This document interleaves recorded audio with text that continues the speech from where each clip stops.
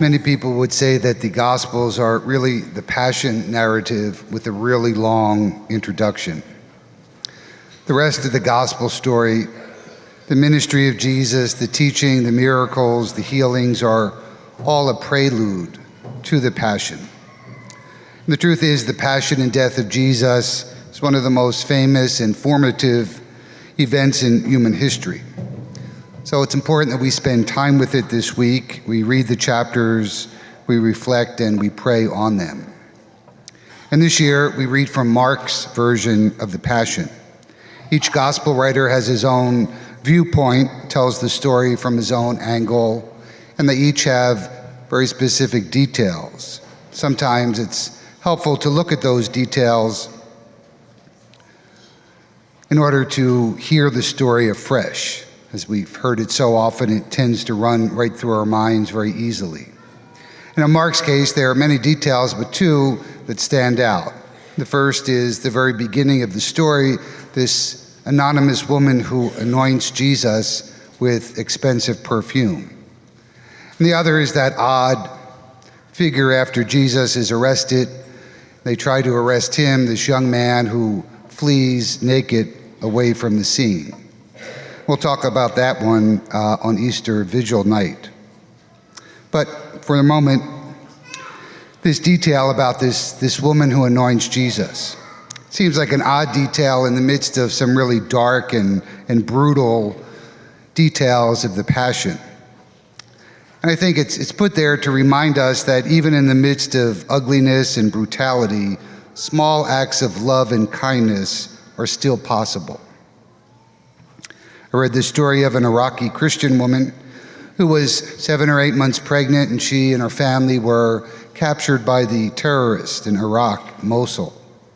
They took her and separated her from her family and told her after she had her baby, they would take the baby and give it to a Muslim family to raise. Somehow she managed to escape the captivity, and she fled to a local house. And the man there was a Muslim, took her in and hid her until he could safely get her to one of the refugee camps. So no matter how ugly things get, we can always do small acts of love and kindness. And Jesus tells us that this woman, that no matter where the gospel is proclaimed, her story will be retold. And here we are 2,000 years later, remembering the event which she did. And so how much more will God remember some of the small acts of love and kindness that we do for each other? But this woman, we're told, goes well beyond a small token of kindness and affection. Her act of love is overly generous. We're told that the perfume she pours all over Jesus was worth a year's wages. Now, how long did she have to save to get something so expensive? And why now just pour the entire bottle over Jesus? You know, the woman is often held up as an example of a woman getting it right when all the men in the room get it wrong. True enough. The men argue over the cost of the whole thing, but the woman ignores it. She simply demonstrates an act of sacrificial giving because she loved Jesus. And that's how it is when you really love Jesus. You're not going to count the cost. You simply put whatever you have at his disposal. And so Mark begins the Passion account with this act of sacrificial love that will sort of waft over the entire ugly story of the Passion, bringing with it its sweet perfume.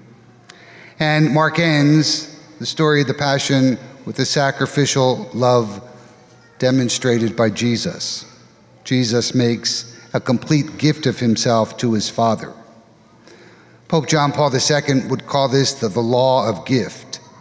And he said that to the degree that you give yourself away, you will increase your being, your happiness, and your holiness. So the story, I think, forces us to consider our own position, attitude, and feeling. You know, the old song, ask us, were you there when they crucified my Lord? Well, yes, but the more important question is, what was going on inside of you? Were you part of those who wanted to look away because some people, like the woman who anointed Jesus, are just too exuberant in their love for Jesus, too much of an embarrassment? Were you like Judas, hoping that if Jesus was determined to die, you would at least get something out of it? Or were you glad to just see a troublemaker go? Or were you ready to give everything you had to honor the man, the unexpected Messiah, the paradoxical servant king?